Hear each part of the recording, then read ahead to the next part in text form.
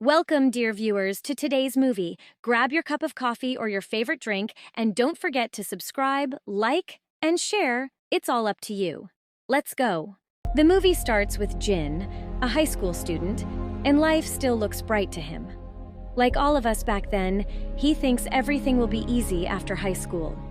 Unaware of the hardships life has in store, Jin starts telling us about his squad at school. A bunch of guys who are chill just like him. First up is Dong. As you can see, my dear friend, all his interests revolve around food. Despite that, he dances really well. Then there's Bun, a guy who sleeps like a log. The number of hours he's been awake in his life could be counted on one hand. He doesn't care about school, the streets, or even transportation. He can sleep anywhere. Then there's John. All I can say, my dear friend, is that he's a typical teenager. Can't say more. It's inappropriate. His whole world revolves around girls. The last one is Ben, nicknamed the well-mannered guy. He's new at school, looks very respectable, totally unlike the rest of them. The moment he wore genuine branded shoes, they treated him like a guard, pinned him down, and stomped all over them to dirty them. But in the end, Jin says, despite how different they all are, they're friends and love each other a lot. We see them entering class, joking and laughing together until they see something ahead that makes them all freeze. Dumb smiles on their faces. And that, my dear friend, is Sun, the school's diva. They say she's like a piece of cake. Pretty, gentle, smart, and top of the class. She's got everything a guy looks for, so every boy in school admires her and dreams of dating her. Except our rebel Jin. When he hears the guys praising her beauty, he tells them she's not that great and that she's arrogant and full of herself. She never impressed him, but truth be told, nobody really cares about his opinion. Soon, the first class begins. The teacher comes in, turns her back, and starts writing on the board. Jin tries calling John quietly to get his attention, but John ignores him. So Jin starts throwing things at him and finally tosses a milk carton. It accidentally lands on Sun's desk, spilling over her. She screams. The teacher turns around, drops her chalk, and demands Jin and everyone causing the disturbance to stand up. She kicks out Jin's son and John from class. While they're being punished outside, another teacher shows up. He scolds Jin for his behavior and tells him to grow up, that he's always getting punished by some teacher or another. The teacher is surprised that Sun is being punished too. She's the top student and class president. He scolds John as well, smacking him in the head. Then he turns to Jin and tells him that from today, he'll be sitting at the desk in front of Sun so she can tutor him. During gym class, Sun is watching her friend Moan perform, or rather, show off.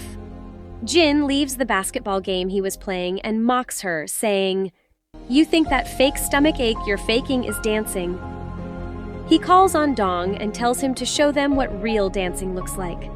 Dong starts jiggling like jelly and shows off even more. Sun gets annoyed with how he's treating her friend and confronts him. She tells him someone as rude and classless as him will never go far in life.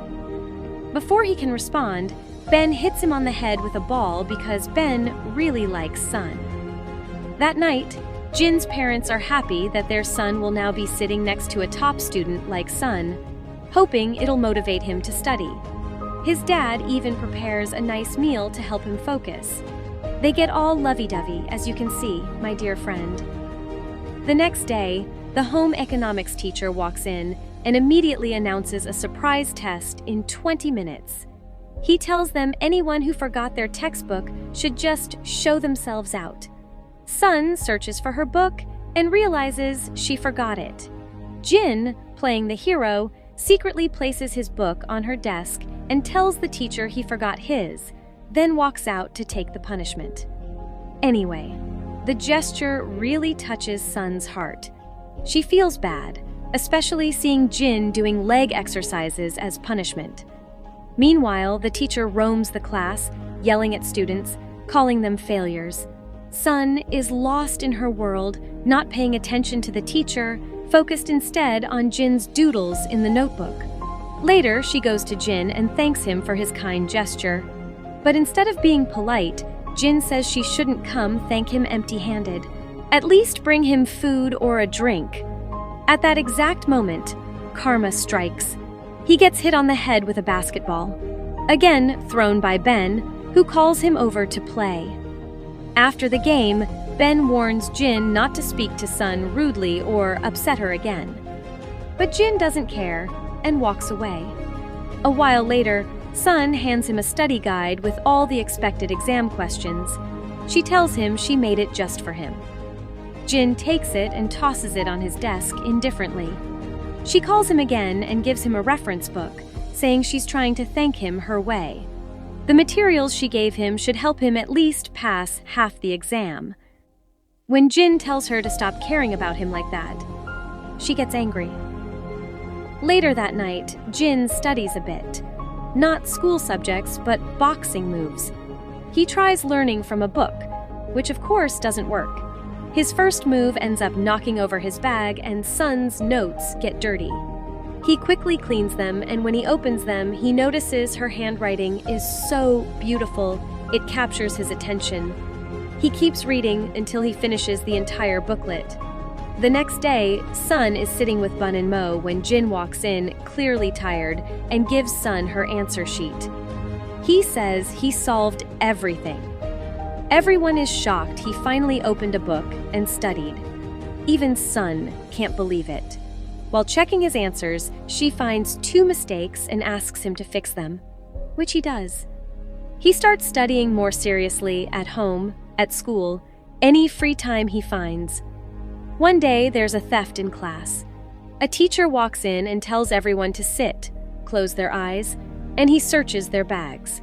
When he checks Dong's bag and finds it full of food, he mocks him and accuses him of stealing money to buy all that food, even bullying him for being fat. Jin gets angry and asks how much was stolen. He'll pay it himself just to stop the teacher's bullying. The teacher explodes and kicks Jin out for challenging him. Sun stands up and supports Jin's view, saying she also refuses the bullying and wants to be punished, too. Then, Dong, Bun, and the rest of the gang join them, all getting punished together outside. Sun cries. It's her first time getting punished, but they cheer her up, laughing and making her smile. Jin admits it's the first time he realizes Sun is truly a beautiful girl. After some time, they all go on a school trip together. They spend time taking photos, and as usual, Boon sleeps through the whole trip, while Dong never stops eating. When Jin gets bored, he suggests they play a game called Wooden Horse, but it turns out to be more of a punishment than a game.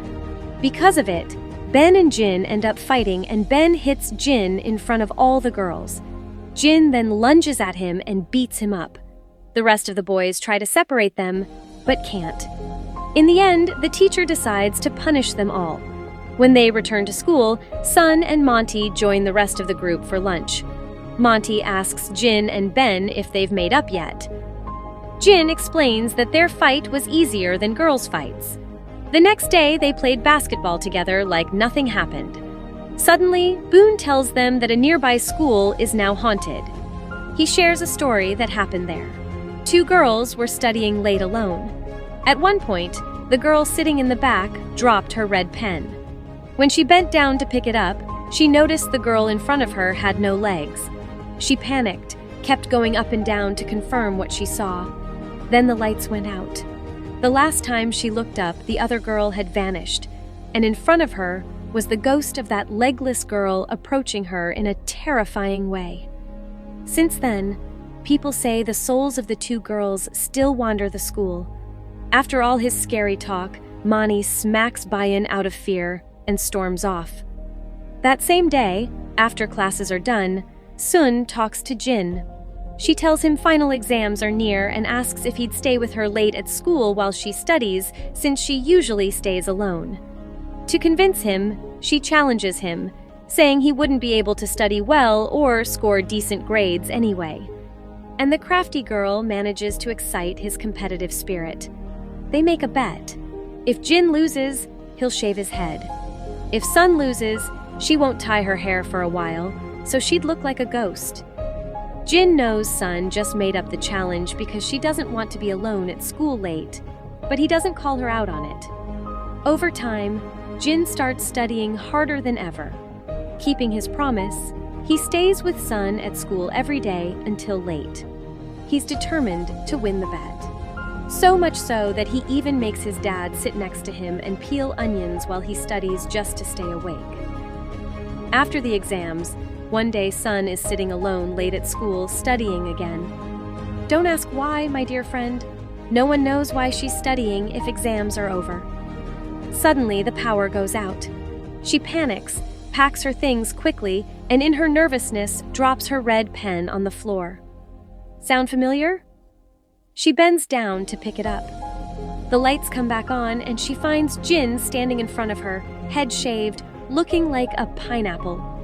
We realize he lost the bet. On their way home, it starts to rain. They run and take shelter at a bus stop. Suddenly, a car splashes through a puddle, drenching Jin. At that point, they leave the shelter and start playing in the rain, joking and laughing.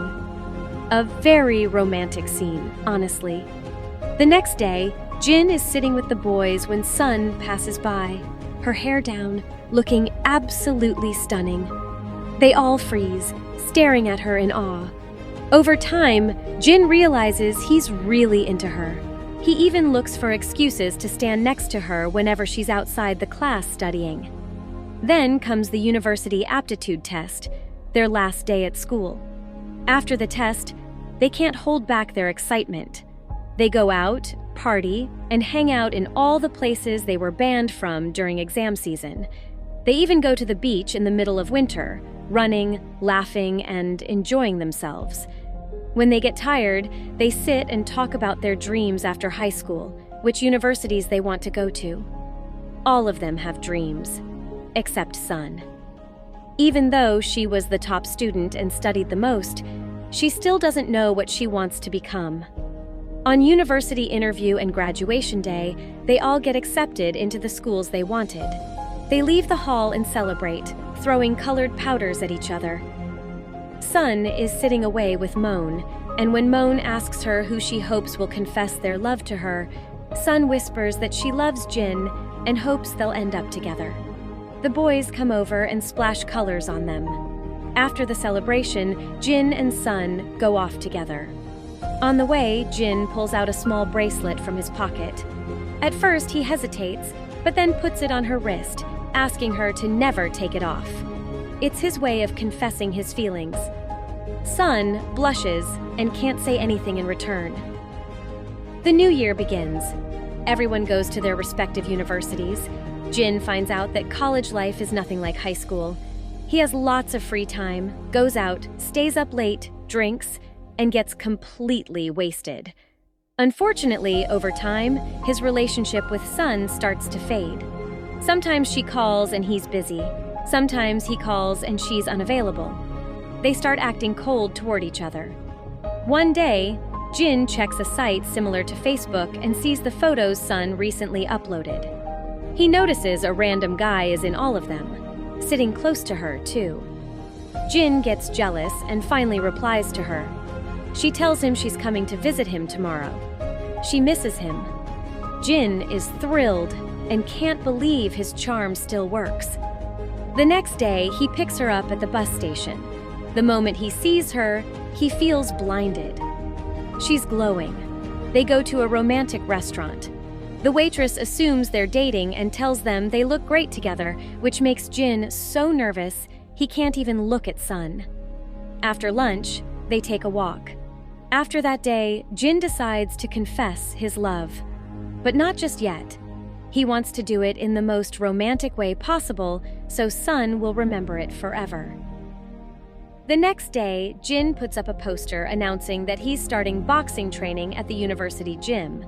On his first day, he gets matched with this tiny, weak-looking kid. Jin goes Allen and starts punching the poor guy like crazy. Later, Jin sees that Sun had called him, so he texts her apologizing for not answering and tells her he was in the hospital. Sun freaks out and calls him immediately asking what happened. Jin explains that he started boxing training to enter a tournament next month. Jin tries to convince her it's just a sport he loves and wants to pursue. He asks her to come watch his first match, but she's still not convinced and hangs up on him. Then comes the day of his match. Jin, who thought he was Muhammad Ali, gets absolutely destroyed in the ring. His opponent doesn't hold back and beats him up the moment the bell rings. The worst part, Sun was there watching it all happen. After the match, Jin goes outside and finds Sun. He tries to play it cool, acting tough like losing didn't matter, but Sun is clearly upset. Jin tries to make up with her, explaining that she'll think differently once she sees him win a match. Sun gets up to leave. Jin pleads with her to give him one more chance. Just then, two drunk guys sitting nearby start mocking Jin and making crude comments towards Sun. Jin gets furious, puts on his action hero face and charges at the guys.